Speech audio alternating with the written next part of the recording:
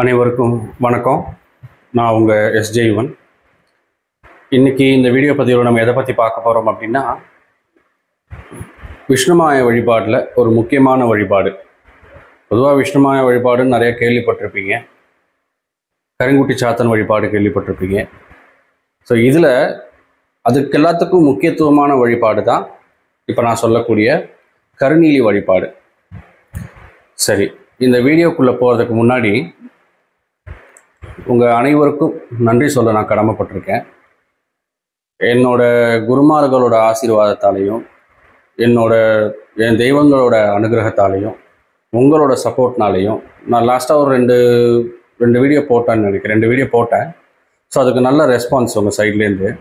முதல் விஷயம், இந்த யூடியூப் வாயிலாக நான் என்னோடய சப்ஸ்கிரைபர்ஸ்க்கு புதுசாக பார்க்குறவங்களுக்கு எல்லாத்துக்கும் தெரிவிச்சுக்கிறது என்ன அப்படின்னா, நான் அந்த குருதி பூஜைன்னு சொல்லி ஒரு வீடியோ போட்டேன், பத்ரகாளியோட குருதி பூஜை.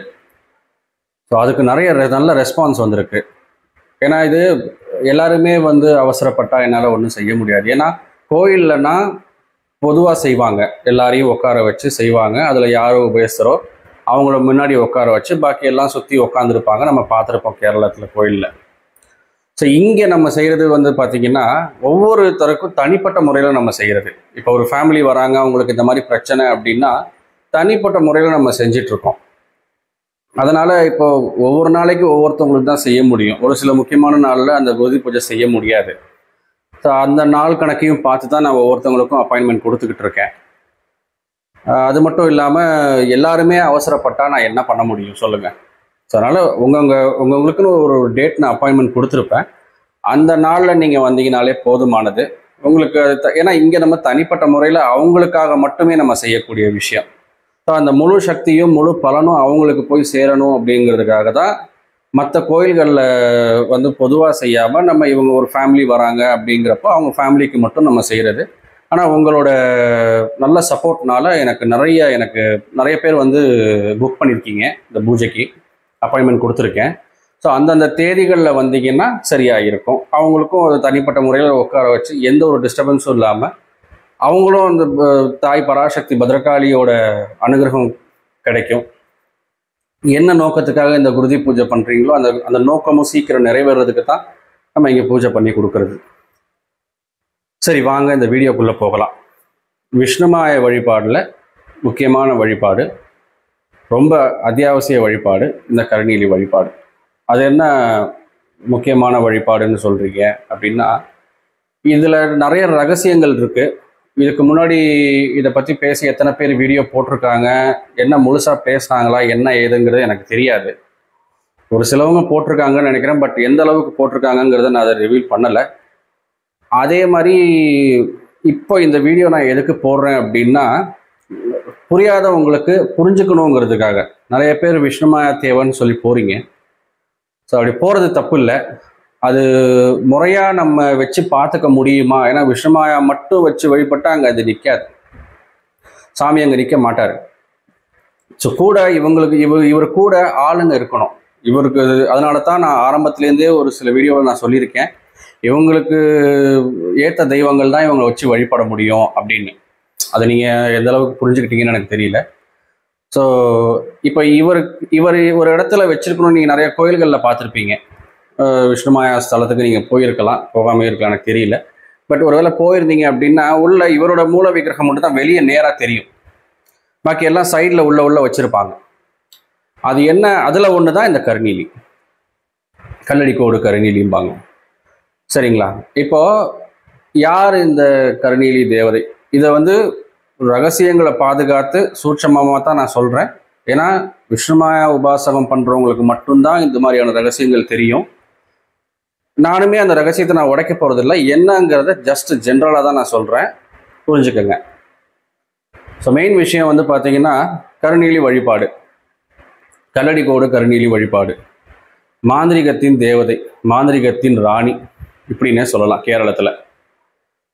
ஸோ மெயின் விஷயம் என்னென்னா, இவங்க யார் அப்படின்னா பார்வதி தேவியோட அனுகிரகம் பெற்றவங்க. அவங்க பார்வதி தேவியோட பெரிய பக்தை. இவங்களோட அக்கா ஒருத்தவங்க இருக்காங்க. அவங்க வேற பேர் அதுக்கு. அதை நான் இப்போ ரிவீல் பண்ண முடியாது. ஸோ இவங்களை பற்றி மட்டும் நான் ஃபஸ்ட்டு சொல்லிடுறேன். ஸோ இவங்க அக்கா தங்கச்சி 2 பேர். ஸோ இவங்க என்னென்னா, அதில் ஒருத்தவங்க தான் கர்நீலி. இவங்க பார்வதி தேவியோட தீவிர பக்தை. இவங்க தான் வந்து கருங்குட்டி சாத்தனோட தாய். கருங்குட்டி சாத்தனோட தாய் யாருன்னா கர்நீலி. இந்த கர்நீலி வந்து பகவதின்னு சொல்லலாம், கருநீலின்னு சொல்லலாம், நீலி தேவின்னு சொல்லலாம், இல்லை நீலி பகவதின்னு சொல்லலாம். நிறைய பேர்கள் இருக்குது. ஆனால் உண்மையான தத்துவமான பேர் வந்து கருநீலி, கல்லடிகோடு கருநீலின்னு சொல்லுவாங்க. ஸோ இவங்க தான் வந்து இவங்களை வச்சு என்ன பண்ணலாம் அப்படின்னா, படிப்பு சம்பந்தப்பட்ட விஷயங்களுக்கு இவங்களை பயன்படுத்தலாம்.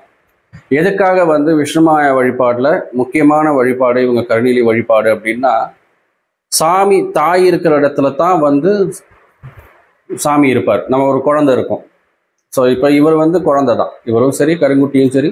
கருங்குட்டி குழந்தைன்னு சொல்ல முடியாது, அவருக்கு மூத்தவர். பட் இவர் வந்து குழந்தை தான். அதனால தான் விஷ்ணுமாயா வழிபாடு பண்ணவங்க வந்து உள்ள கருநீலி வச்சுருப்பாங்க, வெளியே வந்து ஏதாவது ஒரு தெய்வத்தை வச்சுருப்பாங்க. ஒரு சில பத்ரகாளியை வச்சுருப்பாங்க, ஒரு சிலவங்க புவனேஸ்வரி வச்சுருப்பாங்க, சாந்தமான தெய்வங்கள் வச்சுருப்பாங்க, உக்ர தேவதைகள் வச்சுருப்பாங்க. ஆனால் மேக்சிமம் பார்த்தீங்கன்னா உக்ர தேவதைகள் நிறையா கோயில்களில் வச்சுருக்காங்க. அது மட்டும் இல்லாமல் இந்த கருநீலி தாய் வந்து பார்த்தீங்கன்னா பார்வதி தேவியால் ஆசீர்வதிக்கப்பட்டவங்க. இந்த கல்லடிக்கோடு மலை தான் இவங்க இன்னமும் வாழ்ந்துட்டு இருக்காங்கங்கிறது இருக்கு. இந்த கல்லடிக்கோடு மலையில் இவங்களோட பாதுகாப்பில் தான் இருக்கு. பார்வதி தேவி உருவாக்கின முக்தி குளம்னு சொல்லக்கூடிய ஒரு இடம் இங்கே கல்லடிக்கோட்டில் இருக்கு. அது எங்கே இருக்குன்னு இப்போ நான் அதை வெளிப்படையாக சொல்ல முடியாது. அது ஒரு இடத்துல இருக்கு, இன்னமும் இருக்கு. அது அந்த முக்தி குளத்தில் பாதுகாப்பாக இருக்கிறவங்களே இவங்க தான். அந்த முக்தி குளத்து கூட தான் இவங்க இருப்பாங்க. கருநீலி சித்தி வாங்கணும்னு ஆசைப்படுறவங்க, கருநீலி வந்து பிரயோகம் பண்ணணும்னு நினைக்கிறவங்க, அவங்க உபாசன தேவதையாக வச்சு வழிபடணும்னு நினைக்கிறவங்க, இந்த மாதிரியான ஒரு சில ஸ்டெப்ஸ் எல்லாம் இருக்கு. அப்போது அந்த மலையில் அந்த முக்தி குளத்துக்கு போனவங்க இருக்காங்க. அது சாமி அந்த அந்த அந்த சித்தியை நம்மளை கூட்டு போகும். அப்படி கூட்டு போகிறப்ப என்ன ஆகும்னா, அதில் 48 நாள் 1 மண்டல காலம் வந்து அந்த அந்த அந்த குளத்தில் நீந்தணும். அது வந்து ஒரு பெரிய ப்ராசஸ்ஸு. அதுவும் ரகசியங்கள் கலந்தது.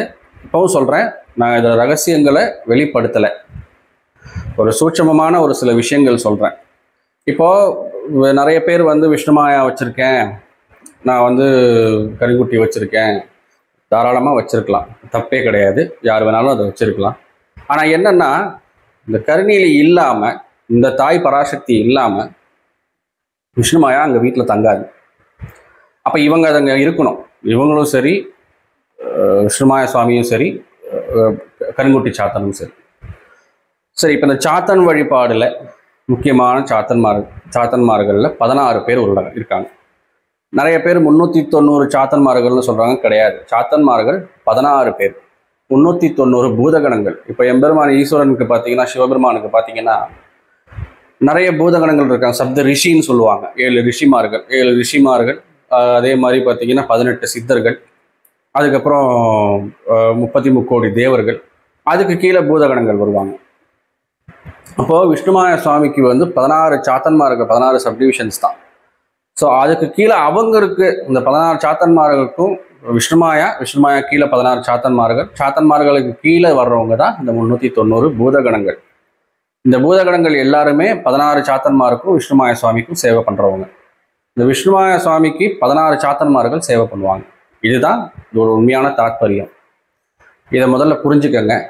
அது மட்டும் இல்லாமல் இந்த கருநீலி தாயை வச்சு என்ன பண்ணலான்னா, அஷ்டகர்மங்களும் பண்ணலாம். இவங்களுக்கும் குருதி பூஜை உண்டு. இவங்களுக்கு வள்ளிய குருதி, கடுங்குருதி கொடுப்பாங்க. தனிப்பட்ட முறையில் இவங்களுக்கு குருதி உண்டு. தனிப்பட்ட முறையில் குருதி கொடுத்து, கள்ளு சாராயம் கொடுத்து, இவங்களை சித்தி செஞ்சு வச்சுக்கிட்டு நிறைய விஷயங்கள் பண்ணிகிட்ருக்காங்க. இன்றைக்கும் பண்ணுறாங்க ஒரு சிலர். பட் இங்கே தமிழ்நாட்டில் எந்த அளவுக்கு பிரசித்தியாக இருக்குங்கிறது எனக்கு தெரியல. என் குருமார்கள் எனக்கு இதை கொடுத்துருக்காங்க. ஏன்னா என்னோட குருமார்களோட ஆசீர்வாதமும் என் தெய்வங்களோட அனுகிரகமும், பொன்னுண்ணி விஷ்ணுமா சாத்தன் சுவாமியோட ஆசீர்வாத அனுகிரகமும் அருளும். அதனால் என்னோட குருமார்கள் வந்து இந்த கருநீலி எனக்கு கொடுத்துருக்காங்க. இவங்க எதுக்காக இந்த வீடியோ நான் போடுறேன்னா, இவங்க இருந்தால் தான் விஷ்ணுமாயா சுவாமி வசப்படும், கருங்குட்டி சாத்தனும் வசப்படும். ஏன், நீங்கள் எந்த சாத்தன்மார் வச்சுருந்தாலும் சரி, நீங்கள் சொல்கிற ரேங்கில் 390 சாத்தனில் எந்த சாத்தனை வச்சுருந்தாலும் சரி, மெயினாக இந்த கருநீலி தாய் இருந்தால் மட்டும்தான் சாத்தன்மார்கள் வசப்படுவாங்க, இல்லைன்னா வசப்பட மாட்டாங்க. இது பண்ண முடியாது. இது வந்து ஒரு விழிப்புணர்வுக்காக தான். இப்போ நிறைய பேர் இதை தேடி போகிறீங்க, நிறைய பேர் எனக்கு ஃபோன் பண்ணி நாங்கள் காசு கொடுத்தேன் ஏமாந்துட்டேன் எத்தனையோ பேர் சொல்கிறீங்க. ஸோ மெயின் விஷயம் என்னென்னா, இதெல்லாம் கொஞ்சம் உங்களுக்கு எத்தனை பேர் சொன்னாங்க, இது என்னங்கிறது எனக்கு தெரியல. உங்களுக்கு இது தெரியணும் அப்படிங்கிறதுக்காகத்தான் இந்த ஒரு பதிவு. இந்த வீடியோ பிடிச்சிருந்தா நிறைய பேருக்கு ஷேர் பண்ணுங்கள், லைக் பண்ணுங்கள், சப்ஸ்கிரைப் பண்ணுங்கள், கமெண்ட் பண்ணுங்கள். உங்களோட கமெண்ட் என்னோட கமெண்ட்ஸில் வந்து உங்களோட கமெண்ட்டை போடுங்க. கமெண்ட்ஸ் பாக்ஸில் என்னால் முடிஞ்சது என்னவோ நான் அதை வீடியோவாக போடுறேன். இதுவுமே என்னோட சுவாமியோட உத்தரவு கேட்டு தான் இந்த அளவுக்கு நான் போட்டிருக்கேன். பட் இதுக்கு மேலே பெரிய விஷயங்கள் இருக்குது. அதை பேசணுன்னா ஒரு நாள் பத்தாது இந்த கருநீலி தாயை பற்றி. பட் அதெல்லாம் கொஞ்சம் ரகசியமான விஷயங்கள். அது வந்து உபாசகம் பண்ணுறவங்களுக்கு மட்டும்தான் அது தெரியணும். அதுதான் முறையும் கூட. அதனால தான் வெளியே யாருமே இந்த ரகசியங்களை ரிவீல் பண்ண மாட்டாங்க. நான் கொஞ்சம் பாலிஷ்டாக ரிவீல் பண்ணியிருக்கேன். பேசிக்காக அதில் ஒரு 0.5% நான் உங்களுக்கு ஒரு ரிவீல் பண்ணியிருக்கேன். இதை பார்த்துக்கங்க, இதை புரிஞ்சுக்கங்க. யாரும் போய் தேவையில்லாமல் யாருக்கிட்டையாவது போய் ஏமாந்துடாதீங்க. ஏன்னா விஷ்ணுமாயா வசப்படுத்தணும், விஷ்ணுமாயா வழிபாடு பண்ணணும், வழிபாடு பண்ணால் அதை வசப்படுத்தணும். அப்போது உபாசகம் பண்றவங்க தான் அதை வசப்படுத்த முடியும். அப்படி இருக்கக்கூடிய சூழ்நிலையில் மெயின் விஷயம் இவங்க இருந்தால் மட்டும்தான் அது வசப்படும். சுவாமி வசப்படுவார், இல்லைன்னா இல்லை. ஏன்னா விஷ்ணுமாய சுவாமியோட வழிபாடில் ஒரு முக்கியமான வழிபாடு முறை தான் அந்த கருநீலி வழிபாடு முறை. இது இருந்தால் மட்டும்தான் சுவாமி வசப்படுவார். நான் திரும்ப திரும்ப சொல்கிறதுக்கு காரணம் அதுதான். அதனால் யாரும் போய் ரொம்ப ஏமாந்துடாதீங்க. நிறைய பேர் வந்து இதை தவறாக பயன்படுத்துகிறாங்க. நிறைய பேர் என்கிட்ட பேசுகிறாங்க. நிறைய பேர் என்கிட்ட பேசி நான் இங்கே காசு கொடுத்தேன் ஏமாந்துட்டேன், அங்கே காசு கொடுத்தேன் ஏமாந்துட்டேன், அந்த மாதிரி வேண்டாம். அதுக்காகத்தான் நான் வந்து நீங்கள் யாரும் ஏமாந்துட வேண்டாம் அப்படிங்கிறதுக்காகத்தான் ஒரு சில விழிப்புணர்வு பதிவு மாதிரி நான் போடுறேன். அதை நீங்கள் கொஞ்சம் கரெக்டாக ஃபாலோ பண்ணிக்கிங்க. சுவாமியோட அனுகிரகம் ஆசீர்வாதம் உங்களுக்கு எப்போவுமே இருக்கட்டும். ஓம் விஷ்ணுவாயே நம. நன்றி, வணக்கம்.